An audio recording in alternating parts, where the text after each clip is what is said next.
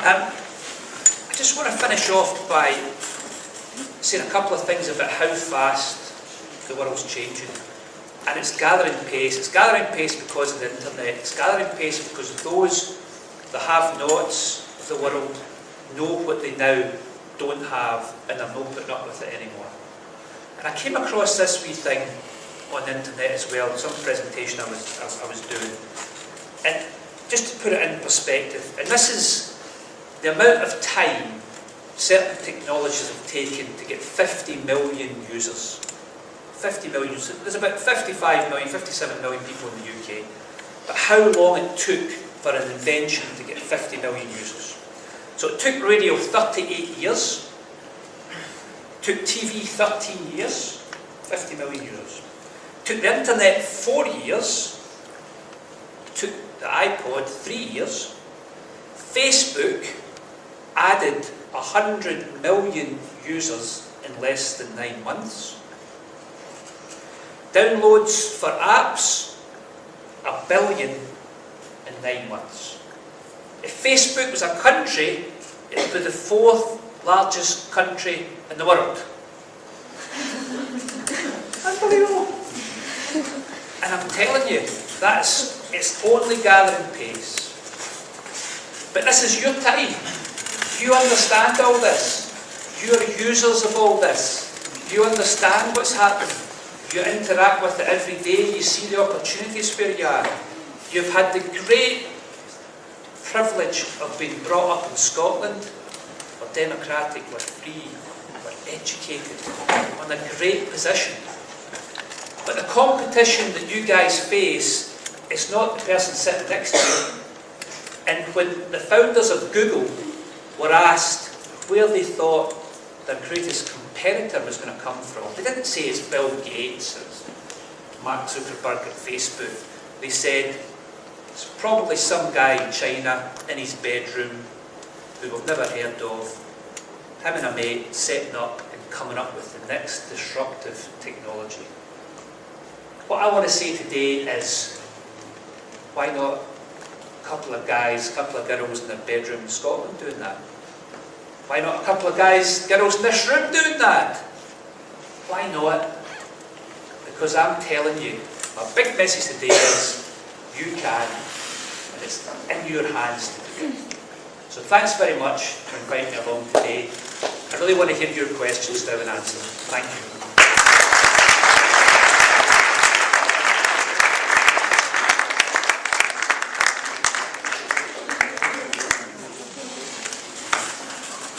So head boy and head girl are now going to ask a few of you some questions.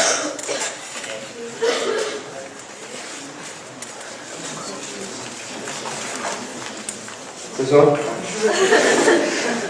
Is anyone here? Any questions this side? No? Julie? What's your name, sir? Kevin. What's your question? Which charitable causes do you feel most passionate about?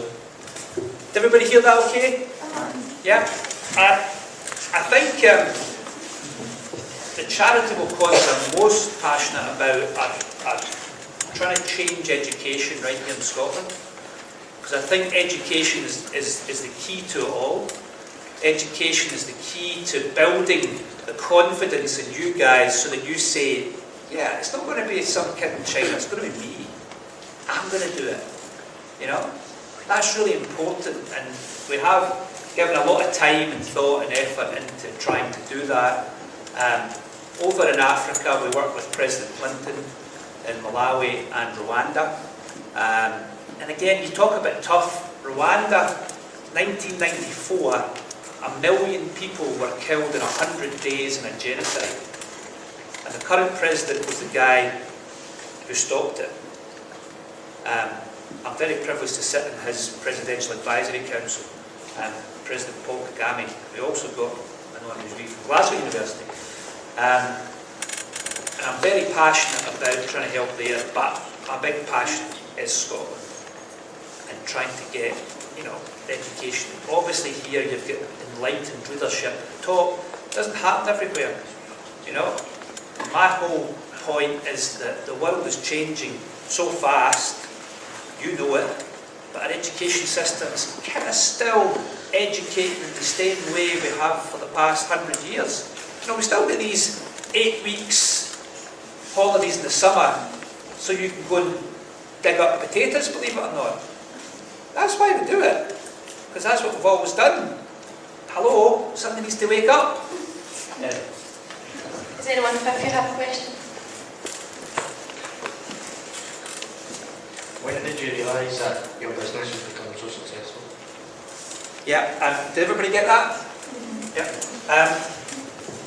I guess, I mean, I started selling trainers out the back of a van. So for the first 5 years, I couldn't think about anything apart from just getting up in the morning, getting the van loaded, delivering the shoes. So for the first 5 years, I couldn't lift my head. But I suppose it wasn't until I could, and I couldn't afford a shop by then, so it took me 5 years to afford the first shop. And I suppose then, once I began to look at that, I managed to employ somebody, I get a bit of time to think, and actually, rather than do the work every day, I began to think where this could go.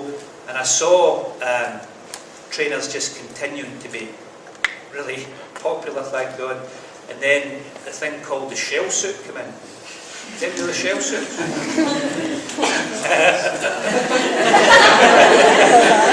Hopefully they're going to come back. Hopefully they're going to come back. But yeah, it took a while. It took a while.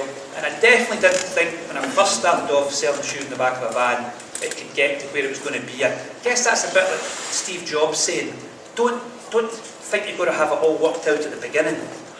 Just get going and see what happens along the way. Try and prepare yourself, you know, be open-minded to these things, but I could never have planned what has happened, to be honest with you. Is that okay? Any more questions from this side? Six here. Oh. Good. Yeah. What's your name? What's your place? Out of everybody you've worked with, who's given you the best advice? Right, who I've worked with, given the best advice. I suppose the best advice would be my dad, who said when I'd sold the sports business. So I sold the sports business. I was 37 years old, and I got a cheque for about £250 million. So I'm just the same as you. I'm telling you. And I had to think then, at 37, that's got your attention, right? Okay. I had to think at 37, right, was that it? So did I just want to go and, so what would you do with £250 million? Buy a big boat. Buy a big boat, I did that, right, okay.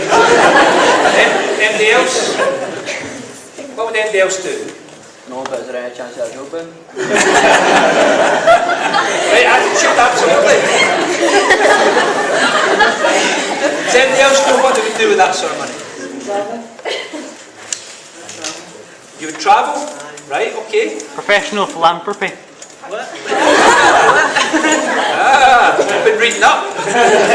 You've been reading up. But I had to decide, and then I went, and basically, as you can imagine, I got a lot of letters and emails, people saying, can you give me a few quid?